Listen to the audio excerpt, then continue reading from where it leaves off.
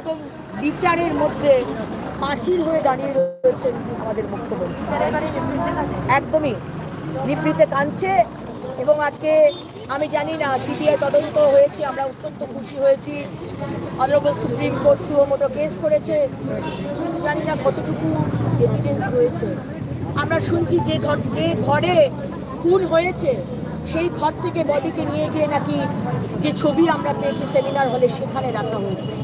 আমরা শুনছি যেখানে নাকি খুন হয়েছে সেখানে নাকি ভাঙচুর করা অলরেডি শুরু হয়ে গেছে পিডব্লিউ দিয়ে।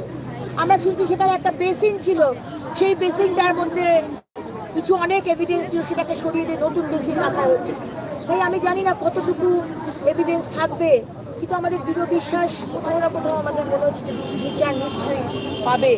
কামদুনির মেয়েটির মতো, কামদুনির বোনের মতো হবে না যে এখনো বিচারের বাণী নিভৃতে কাঁদে। কামদুনির বোনটি আজ 11 বছর হয়ে গেছে। মুখ্যমন্ত্রী বলেছিলেন সেই দিনেও 15 দিনের মধ্যে চার্জশিট, 30 দিনের মধ্যে বিচার হবে, কিন্তু 11টা বছর হয়ে গেছে এখনো কোনো বিচার হয়নি। লালবাজারে ডেকে পাঠানো হচ্ছে ডক্টর সুবর্ণ সরকার, একাধিক চিকিৎসককে লালবাজারে তলব করা হয়েছে। কেন তো ভয়?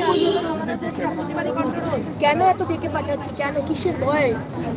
পশ্চিমবঙ্গের পুলিশের, মমতা ব্যানার্জির পুলিশের ভয় কোথায়? কেন ডাক্তারবাবুদের ডেকে পাঠাচ্ছেন যারা প্রতিবাদ করেছে সোশ্যাল মিডিয়াতে? কেন সাধারণ মানুষদের, ছেলেদের, শিক্ষক, যুব সমাজ তাদেরকে ডেকে পাঠাচ্ছেন কেন? আপনি একদিকে বলছেন আমি পদযাত্রা করছি ফাঁসি চেয়ে, আবার একদিকে যারা আপনারই মতন ফাঁসি চাইছে, বিচার চাইছে, তাদেরকে আপনি মুখ বন্ধ করার চেষ্টা করছেন। এবং এই একই কথা আদালতে গিয়ে আজকে বলেছে, আমাদের অভয়ার বাবা মা বলেছে এই একই কথা, যে কোনো রকম কোনো মানে কি বলবো কোঅপারেশন অ্যাডমিনিস্ট্রেশন থেকে তারা পায়নি। সুতরাং বারবার আমরা এটা দেখছি যে মুখ্যমন্ত্রী তার নেতৃত্বে পুলিশ এবং প্রশাসনকে এবং স্বাস্থ্য আধিকারিকদের ব্যবহার করে এই কেসটি ধামাচাপা দেওয়ার চেষ্টা করেছেন।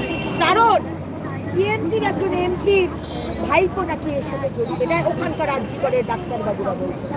সেই ডাক্তার, সেও নিজে একটা ডাক্তার, যার কথা বলা হচ্ছে সে একজন ড্রাগ অ্যাডিক্ট, এবং এই অভয়ার খুনের পিছনে drug racket, sex racket, organ racket, organ বিক্রি করার র্যাকেটও রয়েছে। এগুলো দেখতে হবে। একদম আমাদের অভয়া জেনে ফেলেছিল, তাই তাকে চুপ করিয়ে দেওয়া হয়েছে চিরকালের মতো। এই যে লিড আমরা দিচ্ছি, এইগুলো সিবিআইকে দেখতে হবে। সিবিআই, আশা করি আপনাদের মাধ্যমে সিবিআইয়ের কাছে আমাদের কথা পৌঁছে দেবে, এবং সিবিআই এই বিষয়গুলো দেখুক। ডাক্তারবাবুরা কি বলছে দেখুক, নার্সরা কি বলছে দেখুক, ওয়ার্ড বয়রা কি বলছে দেখুক।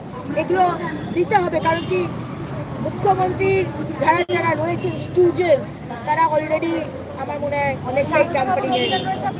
22 তারিখ আমরা স্বাস্থ্য ভবন অভিযান করছি। সমস্ত সাধারণ মানুষকে আমি আহ্বান করব আসার জন্য এবং আমাদের সাথে যোগদান করার জন্য, কারণ এই আন্দোলন, এই প্রতিবাদ শুধু দলের নয়, এটা সমস্ত নাগরিক, সমস্ত পশ্চিমবঙ্গের মানুষের।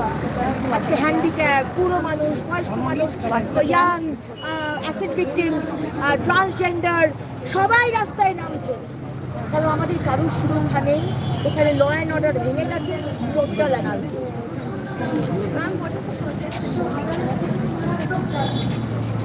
Our protest, today's Rakhi Bandhan, it is about Abhaya. Because Abhaya has given us the courage to, protest, come on the road and protest. To raise our the entire people of Bengal are on the street. Yesterday also there was a derby match which got cancelled by Mamata Banerjee on the ground that police will not be able to give security to 60,000 people. So police can't give security to 60,000 spectators. Police doesn't know when 5,000, 7,000 hooligans, TMC hooligans come and ransack Arjikor, 14th night. What is police there for? Just to run the syndicate, TMC syndicate, and extort money? Is that the work of police? So the people of Bengal have arisen. There is a huge uproar, and I will warn Mamata Banerjee, you resign on your own. Otherwise, history has shown us repeatedly, when a fascist government is there and a fascist ruler, what happens to a fascist ruler? And that uproar has started in Bengal. So beware, Mamata Banerjee.